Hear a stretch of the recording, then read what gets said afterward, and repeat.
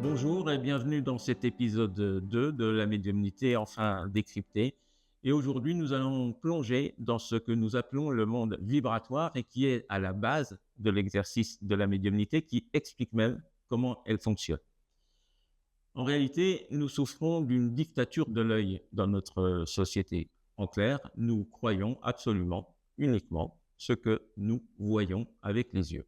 Et pourtant, le monde est loin de s'arrêter au visible. On peut même dire que l'invisible constitue au moins la moitié du monde que nous connaissons. Un exemple très simple que nous connaissons tous, la musique. La musique est faite de vibrations. Nous entendons que l'aboutissement, que le résultat de ces vibrations, mais nous n'entendons pas chaque vibration qui compose une musique.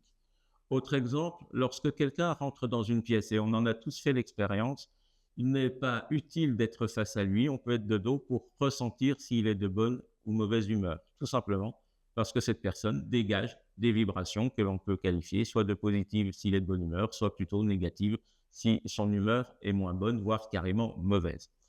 Ces vibrations, nous les connaissons aussi par la science.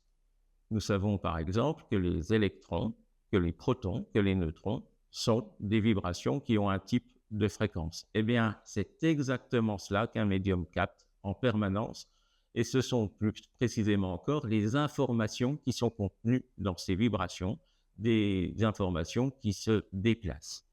Un petit exercice tout bête pour ressentir les vibrations, c'est tout simplement mettre les deux mains comme ça, parallèles à l'une à l'autre, et on ressent très vite qu'il se passe quelque chose entre l'une et l'autre. Eh bien, nous sommes dans un monde vibratoire.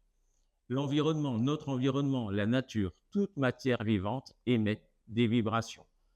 Vous avez peut-être fait l'expérience au cours d'une promenade en forêt de mettre les mains sur un tronc d'arbre, un gros tronc d'arbre, c'est plus facile, et de ressentir qu'il se passe des choses à l'intérieur, comme quelque chose qui circule. Eh bien, cet arbre émet des vibrations que l'on peut peut-être, c'est certes un peu plus difficile, décrypter, décoder le message qui passe à travers ces vibrations. Ça ne veut pas dire que l'arbre vous parle, mais ça veut dire qu'il y a de la vie et qu'il y a donc des choses très concrètes qui se passent à l'intérieur du tronc d'arbre. Ce qui est vrai pour l'homme, ce qui est vrai pour la nature, est aussi vrai pour les objets. Par exemple, une brosse à cheveux, ça a l'air tout bête, une brosse à cheveux, c'est en plastique, et pourtant, lorsqu'on la touche, on se concentre, on y prête l'intention de décoder des choses, on peut assez facilement retracer l'histoire ou retrouver l'état d'esprit de la personne qui l'utilise chaque jour. Je le fais en formation, les gens sont toujours étonnés, mais ça marche, et eux-mêmes d'ailleurs y arrivent très bien au bout de quelques heures. Voilà la base de la médiumnité. C'est capter ces vibrations qui sont émises en permanence, et dans ces vibrations sont logées des tas d'informations. Grosso modo, c'est un peu comme l'ADN. Les vibrations sont un code et il suffit de le décoder. Vous voyez, on est bien sur une faculté humaine, une faculté qui nous a été donnée d'être en contact avec l'autre, avec son environnement et avec le monde. Tout ceci peut bouleverser, mais une fois encore, notre société occidentale est beaucoup plus sous le joug de cette dictature de l'œil que certaines sociétés dans l'Antiquité ou dans les temps plus anciens, qui certes avaient une vision plus spirituelle, plus religieuse même de notre univers.